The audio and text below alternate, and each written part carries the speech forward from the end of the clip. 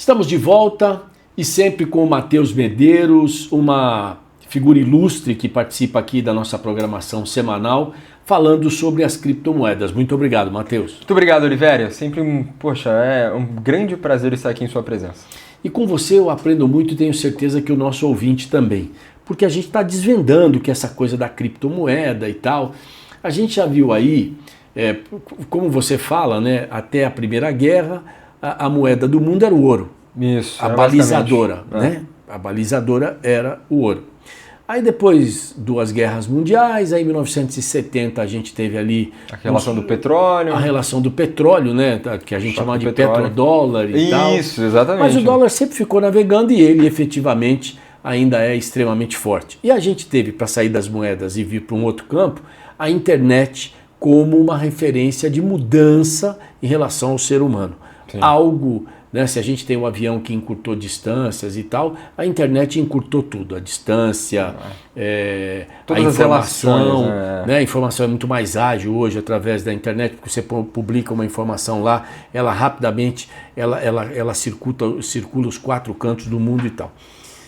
O Bitcoin está nessa referência também de ser algo absolutamente transformador e talvez ser uma posição nova para o mundo, assim como foi o ouro lá atrás, que era uma moeda única, o dólar recentemente, que é também quase que uma moeda única no mundo. Depois veio o advento do euro, né, que deu uma dividida entre continentes e tal, e se você vai para a Europa você age no euro, se você vai em outras locais, no Japão, por exemplo, você vai transacionar muito mais fácil, mesmo com o ien, com o dólar. Né? É muito mais fácil do que o próprio euro. Mas enfim, mas é possível. Né? Hoje em dia os bancos, quando você vai no aeroporto, eles aceitam trocar moedas que eles entendam que sejam moedas não fortes, mas moedas evidentes. Moeda que eles querem mesmo, eu costumo dizer. Falando português claro. Não, é porque a gente ficou assustado lá em 94, logo na sequência, quando o cruzeiro, o cruzado novo, nada disso valia, né? Numa transação internacional. Aí, de repente, eu, por exemplo, eu fui viajar logo depois, em 94, quando foi criado o real, e eu percebi ali que você já podia chegar com os seus reais, que estavam muito valorizados, até porque R$1 valia 80, 70 centavos de dólar. Então você tinha uma moeda extremamente forte naquele momento, né? Você acha que isso vai acontecer, esse efeito também dos bitcoins, não só pela força, mas pela velocidade, por tudo aquilo, e aí a gente vai ter pelo menos uma moeda de Bitcoin, porque a gente tem hoje muitas, né? São muitas moedas criptos. A gente vai ter uma moeda que vai ser, essa aqui vai ser a moeda do mundo. Olha, Oliveira, eu acho que até pelo que é a blockchain, pelo que são os criptoativos, é contraintuitivo até, seria contraintuitivo ter uma moeda. Seria contraintuitivo ter só uma moeda. Porque, como eu já falei algumas vezes, a relação dos contratos inteligentes é exatamente para você ter a liberdade de você fazer o que você quiser. Por quê? Você concorda comigo que, assim, não necessariamente o real, a forma como a gente consegue comercializar as coisas hoje, com a moeda corrente, ou com o Pix, ou com cartão de crédito, não necessariamente, às vezes, é de acordo com a sua necessidade. O que são os contratos inteligentes? É você transformar a moeda na sua necessidade. É o que eu chamo de dinheiro programável. Né? Você falou assim, o quanto que poderia impactar ou quanto que impactou o Bitcoin? Eu devolvo com outra pergunta. O quanto que o Pix impactou para você? O Pix é uma transformação. Aliás, agora ele começa a ser utilizado em outros lugares também. Exato. Né? E da onde que nasceu o Pix? No Brasil. De cripto. De cripto? Sim. O Pix ele é fundamentado basicamente em cripto. Porque o que é cripto no final do dia? É a transformação, que eu quero dizer, são as transferências em cripto, que é peer-to-peer, né? Que é ponta a ponta. Inclusive, depois até veio através de requisitos tecnológicos de criptografias de ponta a ponta. Mas as transferências de cripto, elas são de ponta a ponta. Então, é de mim, diretamente para você, e já era. O Pix veio daí. Qual que é a grande diferença? Que em blockchain é tudo descentralizado. Eu tenho um livro caixa que várias pessoas participam para auditar isso daí. O Pix é o Banco Central. É isso a diferença. É basicamente isso. Então, assim, de novo, ressaltando, poxa, se o Pix impactou tanto assim a minha vida, imagine quando a relação de cripto tiver de fato muito mais entendível, muito mais estabilizada na vida do nosso cotidiano. Porque lembra dos nossos primeiros programas que eu falava para você, então, Oliveira, sabia que hoje você consegue tokenizar uma casa? Você consegue transformar, né, em vez de passar por cartório e corretor e pá. Cara, hoje em dia você faz um contrato inteligente que quase substitui todo esse monte de burocracia, que você consegue transferir essa propriedade de maneira muito fácil um para o outro, né? Então, o quanto que isso vai ajudar no nosso dia a dia, o quanto de velocidade que isso vai trazer para o nosso dia a dia, o quanto que de eficiência isso vai ganhar para o nosso dia a dia. A gente já fez aqui programas, né, falando sobre talvez os cartórios tenham que mudar muito, né, porque o cartório hoje nada... O cartório, para falar o português bem claro, ele emite um papel para você e pega um monte de papel do seu bolso, né? Que literalmente é isso. Você vai lá, não só pelo que, por exemplo, em São Paulo, quando você faz uma mudança de propriedade na cidade de São Paulo, você paga 4% de ITBI, isso, que é um imposto de transmissão... De transferência de imóveis, de bens imóveis. De bens imóveis. E quando você vai, por exemplo, para Sorocaba, é 2%. 2,5%, 2%. E Itu, e aí as cidades, elas cada uma tem um valor. Então é uma coisa muito confusa, porque no final da história tem alguém ganhando dinheiro com pouquíssimo trabalho. Né? Exato. E dessa maneira, com pouquíssimo trabalho, mas ganhando dinheiro só para te emitir um papel para dizer que aquilo existe. E isso hoje, pela forma digital, não tem necessidade, porque se eu puder, eu vendo um carro para você. Hoje é muito mais fácil vender um carro do que antigamente você ia num cartório e vai para lá. E pega o famoso recibo do papel verde. Aí você tem que ir lá dentro do cartório, registrar aquilo. A forma digital é muito mais... Lógico que a gente tem muitos problemas aqui no Brasil, porque o Brasil é o país do golpe, né? Não só do golpe político, né? Que uma hora vem para cá, outra hora vai para lá, mas acima de tudo, porque se faz muito golpe. Antes do programa começar aqui, eu estava recebendo uma mensagem, a pessoa, olha, eu vou te mandar aqui uma forma de você trabalhar diretamente da sua casa, ganhando R$500 por hora. Posso te mandar para você entrar no aplicativo e ver? Quando você entrar ali, evidentemente, os seus dados vão todos parar na mão do golpista. É um negócio... Se o cara usasse essa inteligência que ele tem para criar tudo isso para o lado positivo, talvez o brasileiro que criou o Pix, a gente teria muitas outras modalidades. Muito mais. Né? Porque a gente sabe que o Pix é uma criação brasileira, o sistema bancário evoluído no mundo deve muito ao Brasil. Sim, hoje a gente é protagonista no mundo. O Brasil é protagonista no sistema bancário, tanto que as pessoas saíam daqui para ir trabalhar no mercado norte-americano e em outras localidades para desenvolver a Câmara de Compensação de um cheque, lá do Ijuí, né? Até o EPOC. Era um negócio espetacular, era em pouquíssimo espaço de tempo, tudo fruto da criatividade do brasileiro. E aí a gente vai ter o tal do Drex, que vai ser a criptomoeda brasileira, é isso, do Banco Central. Como é que vai ser isso aí? Porque cada hora fala alguma coisa, né? Inclusive eu até peço perdão, porque nos programas passados eu tinha dado uma informação e aí atualizaram e aquela informação não é mais válida, né? Mas antes eu tinha falado que o Drex seria uma CBDC, que é basicamente a criptomoeda emitida pelo Banco Central. E agora, com o novo banqueiro central, né, o Galípolo, ele mesmo já falou que o Drex não será uma criptomoeda do Banco Central, ele será uma infraestrutura. O que isso significa, Oliveira? Você acabou de falar um grande exemplo para nós aqui.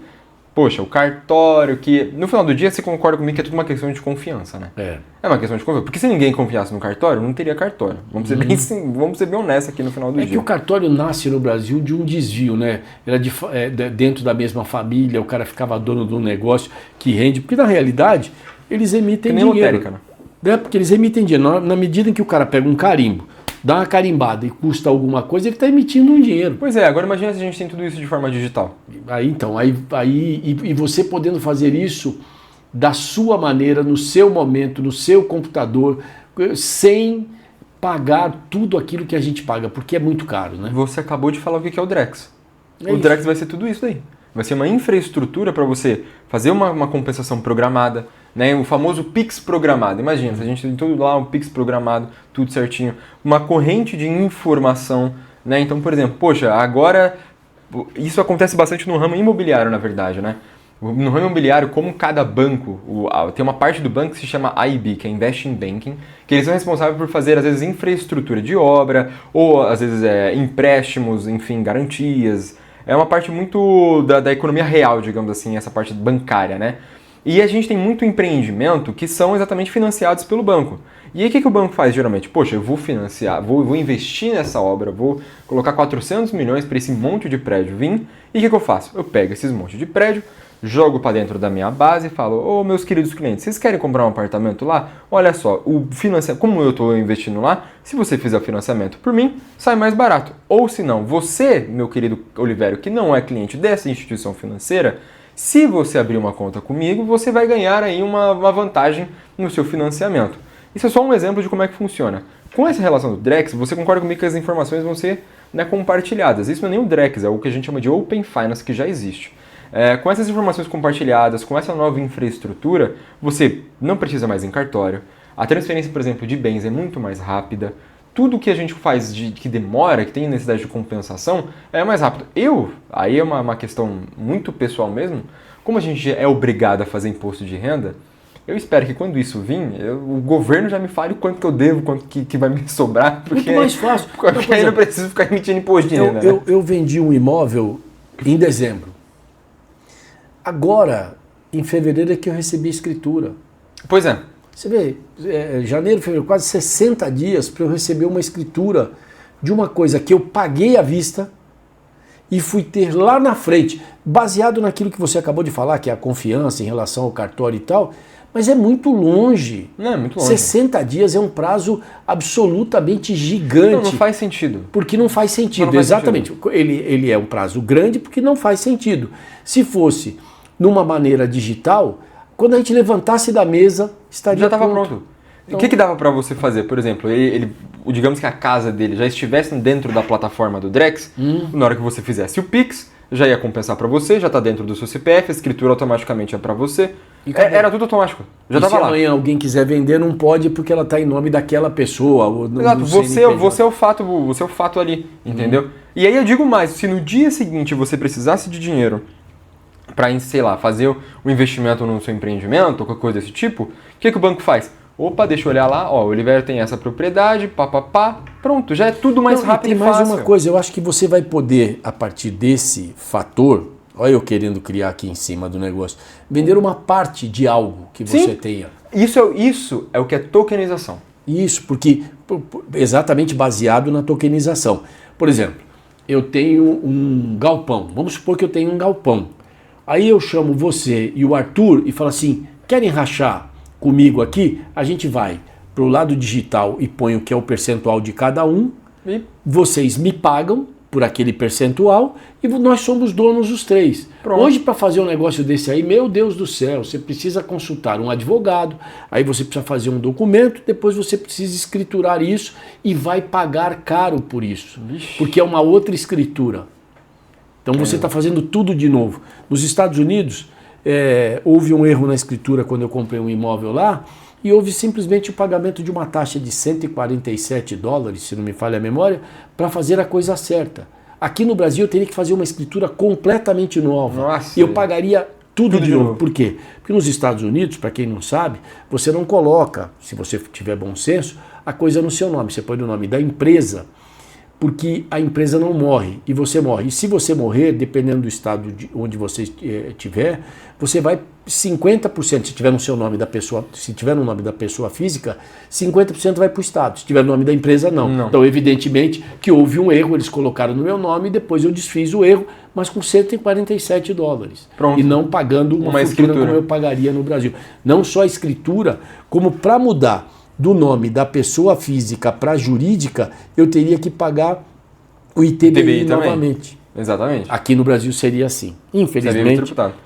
E uma outra coisa também, essa plataforma do Drex, ele vai permitir uma coisa que já existe hoje, mas acredito eu que vai se espalhar muito mais, que é o de financiamento coletivo. Por quê?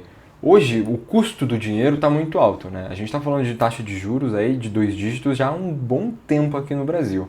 E a taxa real, né? A taxa de tem a taxa real do governo, que ainda está em 13,5, né? 12,5, 13,5. 12, 13,5, isso aí. Que o Galípolis é assim, né? Quando o cidadão que está sentado na cadeira fala, não, nós vamos diminuir. Eu queria saber onde está a picanha, que deve estar estocada em algum lugar. A cerveja e que agora simplesmente tá galopou o dinheiro no que a gente chama de dinheiro de valor líquido, né? Aquele que o Estado diz assim para você, olha, a correção do dinheiro, né? Como é que é o nome do... O IPCA, né? O IPCA é a inflação, né? E aí você tem a taxa Selic. A taxa Selic, que já chegou quase aos 3%, se não me falha a memória. 3,25 foi o mínimo. 3,25 foi a menor, né? Hoje está 10 pontos mais, né? Hoje está gigante. Bom, e aí essa plataforma de financiamentos coletivos, com esse do Drex, o que ela faz? Isso que você acabou de representar, que é a sociedade através do galpão logístico, e tal, é como se fosse um fundo imobiliário, que já existe no mercado hoje. E aí vai acontecer duas coisas bem legais. Uma delas é o seguinte, você que é pequeno e médio empresário, que gostaria de ter um pouco mais de dinheiro para alavancar o seu negócio, você não precisa ir pedir no banco, bater na porta do banco e pagar um juros de 3% mensal. Né? Você não precisa disso. E também não precisa ficar chorando pro governo, pro BNDES, para tentar ter um investimento ali para, nossa, você conseguir rodar sua empresa mais legal. Não, você pode ir através do mercado de investimento coletivo e, enfim, ter um custo muito menor da sua dívida. Isso você ganha tem um ganho operacional muito melhor. Isso é uma coisa com o Drex. A segunda, que aí é quase um desejo mesmo aí, que são as coisas dos fundos imobiliários, vai ser uma coisa muito mais transparente, né?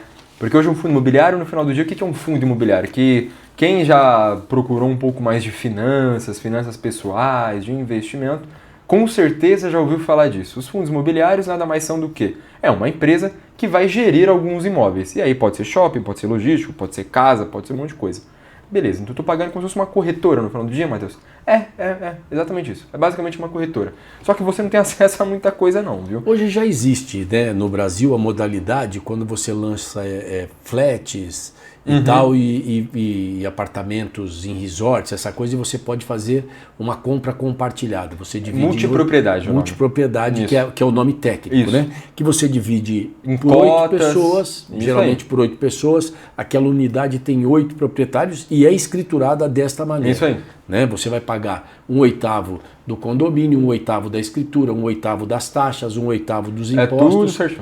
Isso, né? E você pode até ter mais do que 1/8. Você pode comprar 3/8, você pode comprar tudo, você pode comprar metade, enfim, você pode fracionar a compra. Bem, mais uma vez eu só posso agradecer a você, dizendo que na semana que vem nós vamos falar de aspectos técnicos e mineração do que é o Bitcoin, que é um assunto bastante importante. Isso é bem legal, isso é divertido. Então tá bom, vamos carimbar esse assunto na semana que vem. Vamos pra cima. Grande abraço, voltamos na semana que vem, eu e o nosso Matheus Medeiros, que é o nosso especialista, sempre falando muito deste mercado, que é um mercado que a gente precisa desvendar capítulo a capítulo do nosso programa para destacar as criptomoedas. Até semana que vem.